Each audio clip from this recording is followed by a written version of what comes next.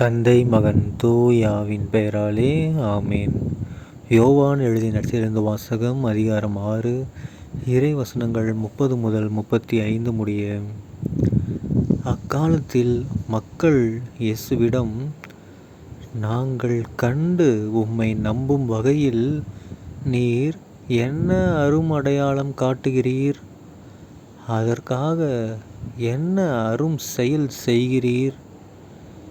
எங்கள் முன்னோர் பாலை நிலத்தில் மன்னாவை உண்டனரே, அவர்கள் உண்பதற்கு வானிலிருந்து உணவு அருளினார் என்று மறைநூலிலும் எழுதப்பட்டுள்ளது அல்லவா என்றனர். இயேசு அவர்களிடம், உறுதியாக உங்களுக்கு சொல்கிறேன், வானிலிருந்து உங்களுக்கு உணவு அருளியவர் மோசே அல்ல, வானிலிருந்து உங்களுக்கு உண்மையான உணவு அருள்பவர் என் தந்தையே. கடவுள் தரும் உணவு வானிலிருந்து இறங்கி வந்து உலகுக்கு வாழ்வு அளிக்கிறது என்றார்.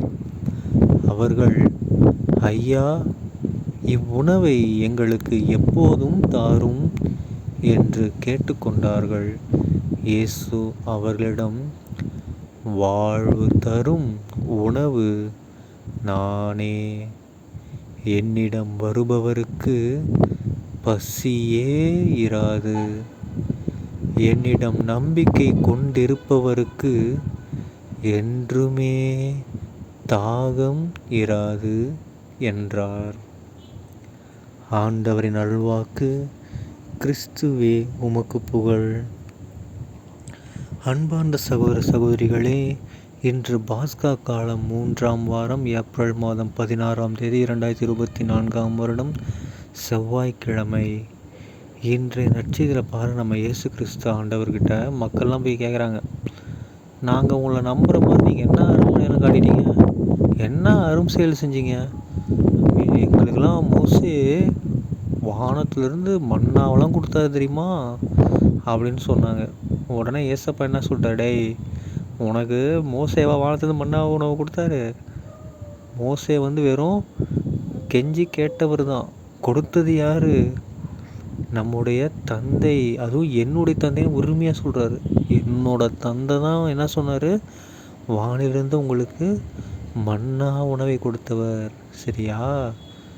ஸோ அந்த தந்தை இப்போ உங்களுக்கு வேற ஒரு உணவை கொடுத்துருக்காரு. எந்த உணவு? நான் தாண்டா அது அப்படிங்கிறாரு.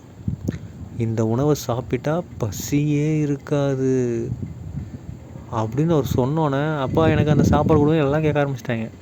அது ஏசு சொல்கிறாரு, நான் தான் அந்த உணவு. வாழ்வு தரும் உணவு நானே. என்னிடம் வருபவருக்கு பசியே இராது அப்படின்ட்டாரு. ஓகேங்களா? அவர் சொல்கிற பசி வேறு. நீங்கள் உடனே பசிக்காதா அப்படின்னு நினைக்காதீங்க. ஸோ பசியே இராதுன்னு என்ன அர்த்தம்? நீங்கள் இப்போ நம்ம எல்லாருமே ஒரு பசியோட, ஒரு ஏக்கத்தோட, ஒரு தாகத்தோடு தான் சுற்றிட்டுருக்கோம். கரெக்டுங்களா? ஏதாவது சம்பளம் கிடைக்காதா, காசு கிடைக்காதா, அன்பு கிடைக்காதா, அமைதி கிடைக்காதான்னு ஒரு தாகத்தோடவும் பசியோடவும் ஓகேங்களா சுற்றிட்டுருக்கோம். ஆனால் இயேசு கிறிஸ்துவுக்குள்ளே நம்ம தஞ்சம் புகுந்துட்டோம்னா நமக்கு என்ன இருக்காது? எந்த ஒரு பசியும் இருக்காது, எந்த ஒரு தாகமும், எதன் மேலும் நம்ம தாகம் கொள்ள மாட்டோம், எதன் மேலேயும் நம்ம பசி கொள்ள மாட்டோம். சரிங்களா? ஏன்னா அவரே உணவு. அவர் நம்ம முழுமைப்படுத்திட்டார். ஓகேங்களா? அப்போ நம்ம வேறு எதுக்கும் நம்ம ஏங்க மாட்டோம். வேறவங்களோட அன்புக்காக ஏங்க மாட்டோம், வேறு எதுவுமே ஏங்க மாட்டோம்.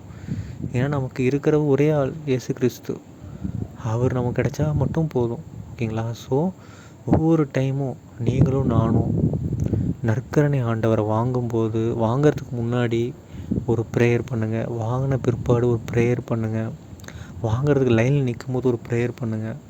ஸோ வேண்டிக்கோங்க, கடவுளே, இந்த வாழ்வரும் உணவை நான் உட்கொள்கிறேன். என்னோடய வாழ்வில் எப்பயுமே தேவையில்லாத விஷயத்துக்கு பசியோ தாகமோ இருக்கக்கூடாதுன்னு சொல்லி வேண்டிக்கணும். சரிங்களா? தந்தை மகன் தூயாவின் பெயராலே ஆமீன். இயேசுவுக்கே புகழ், இயேசுவுக்கே நன்றி, மரியே வாழ்க. இயேசுவின் இரத்தம் ஜெயம். ஹல்லேலூயா. Praise the Lord.